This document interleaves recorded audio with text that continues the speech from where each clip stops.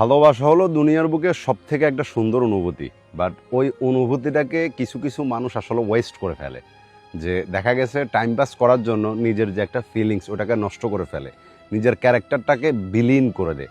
কিন্তু একটা সময় গিয়ে পরবর্তীতে তারা বুঝতে পারে। কিন্তু একটা কথা আছে, যখন বুঝতে পারে তখন বুঝে আর লাভ হয় না। যেমন আজকের এই গল্পটা যখন আমি দেখতে পাইলাম, বিশ্বাস করেন একটা অদ্ভুত রকম শান্তি লাগে যখন দেখি মানে কেউ সাকসেসফুল হয়েছে তাদের ভালোবাসার মধ্যে, তারা মানে ফাইনালি একে অপরকে আপন করে পাইছে। ওইটা অনেক হ্যাপিলি হয়। বা যারা এমন স্টোরি দেখে বা যারা এমন স্টোরি শুনে তাদের কাছে একটা নিজের কাছে খুশি লাগে যে আমার বন্ধু সাকসেস হয়েছে বা আমার আত্মীয়টা তার মনের মতো মানুষকে পাইছে। এটা ভালো জিনিস, কিন্তু এটাকে এখন বর্তমানে নষ্ট করা হইতেছে। কেমনে? আপনি সাকসেসফুল মানে এটা না যে ওই মানুষটাকে শুধু আপনি আপন করে পাইছেন, এটাকে সাকসেস বলা হয় না। সাকসেস ওই জিনিসটাকে বলা হয় যে ওই মানুষটাকে আপনি সারা জীবন আপন করে রাখতে পারতেছেন কিনা।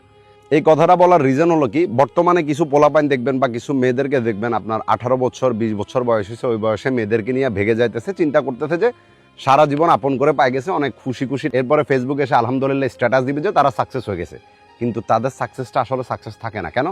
না ছেলেটার ওরকম এজ হয়েছে, না মেন্টালিভাবে সে তার সংসার জীবনের জন্য প্রিপেয়ার্ড হয়েছে, নাকি তার কোনো ইনকাম সোর্স আছে, কোনো কিছুই নেই। সে চিন্তা করে যে বিয়ে করছে মানে সাকসেস হয়ে গেছে।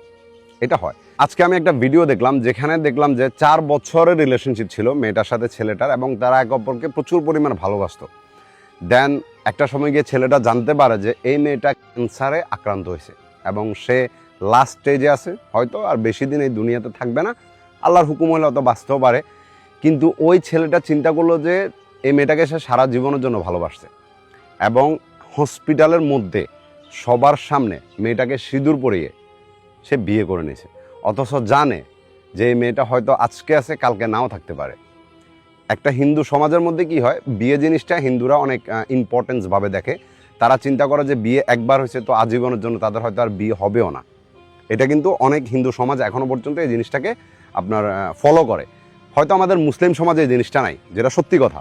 কিন্তু তারপরেও এই ছেলেটা সব কিছু জেনে শুনে এই মেয়েটাকে সারা জীবনের জন্য আপন করে নিয়েছে, যেটা আপনার পাশে পিকচারে দেখতেছেন। ওই যে আমি প্রথম বলছি, ভালোবাসা এইটা না যে তুমি জাস্ট তাকে পাইতে হবে, যে করে হোক তাকে আপন করে নিতে হবে।